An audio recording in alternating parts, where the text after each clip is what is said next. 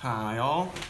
I am reviewing something that I never expected to see in the Chicago area. It's a Hop Butcher beer. So Hop Butcher I first reviewed when I was in the Chicago area last summer. They're seemingly the most popular hazy New England style brewer in Chicago all of a sudden, and their beers have crazy high ratings. Like this one I'm gonna taste, Double Grid.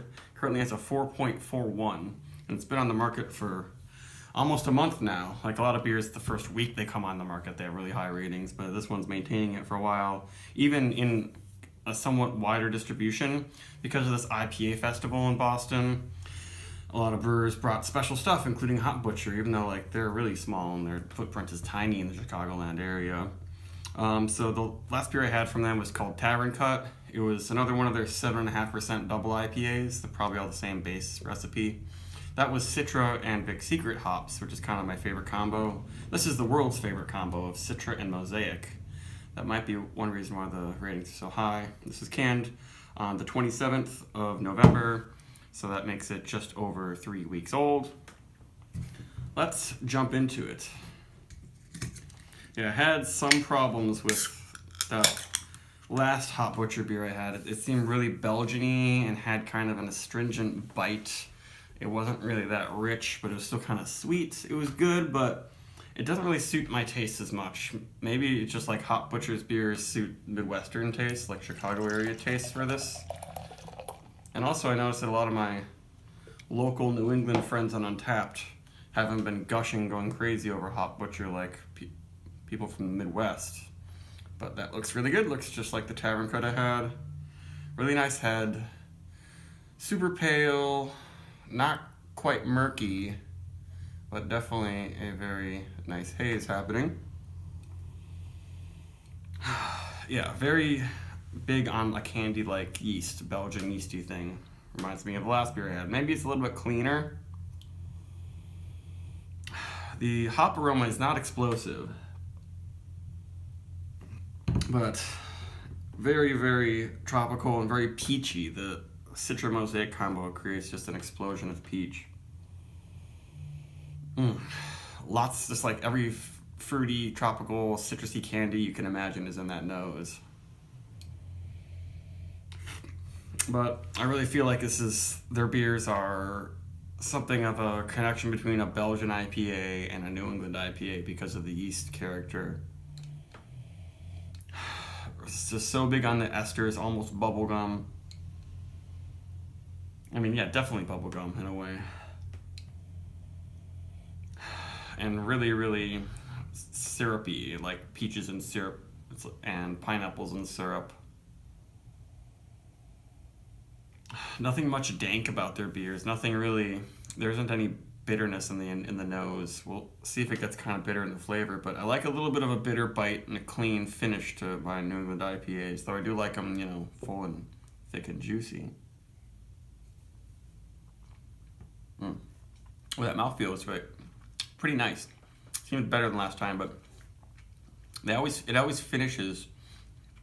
These Hop Butcher beers seem to finish with a kind of chalky quality, even though it's like sweet and mild.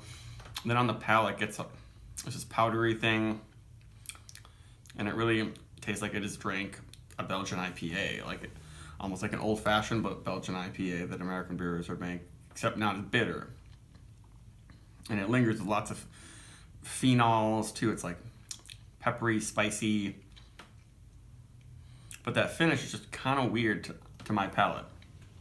I don't know if I'm a huge fan of it. I don't mind a little bit of chalkiness, but the chalkiness in this has this unique astringency that's really different from a lot of these other New England IPAs I've been drinking lately. And it's not quite to my palate, but people go crazy for this stuff. Definitely a lot of flavor. I wish it were a little less sweet, but then it might be too astringent in the finish. But I've been drinking a couple other New England IPAs. Actually, I'm gonna try to do a little bit of a comparison with Fort Point, just because I feel like it's nice to have different hazy IPAs next to each other so I can kind of compare them, because sometimes they're so different, but they have a lot of the same flavors.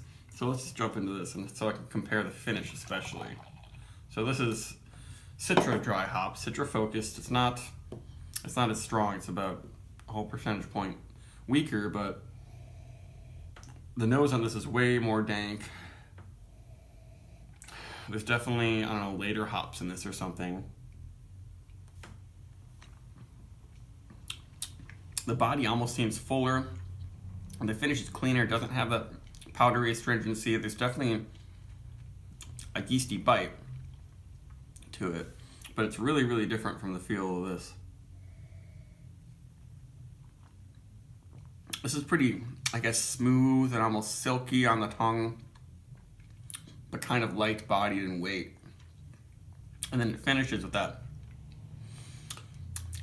It's kind of, I guess it's a big phenolic quality. Spicy, kind of medicinal in a way. Not a really clean finish, and it lingers with a lot of that stuff and not exactly hop flavor. And yeah, it's just not my favorite. It's pretty good. I honestly think that it might be good to blend these two together. That's what I've been doing a lot.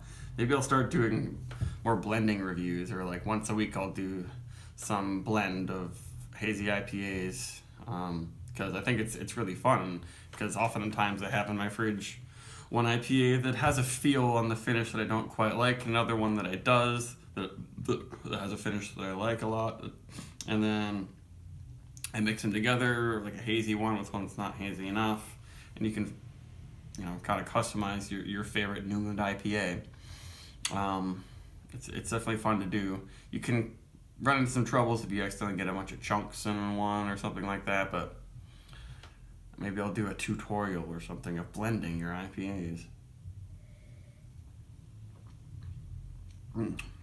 But this one is a lot of fun to drink.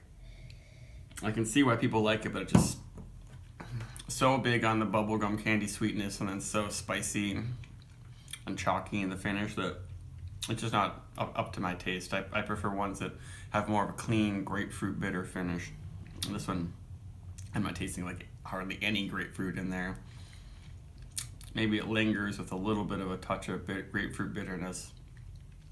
But I would give this one, another like maybe a 4 score.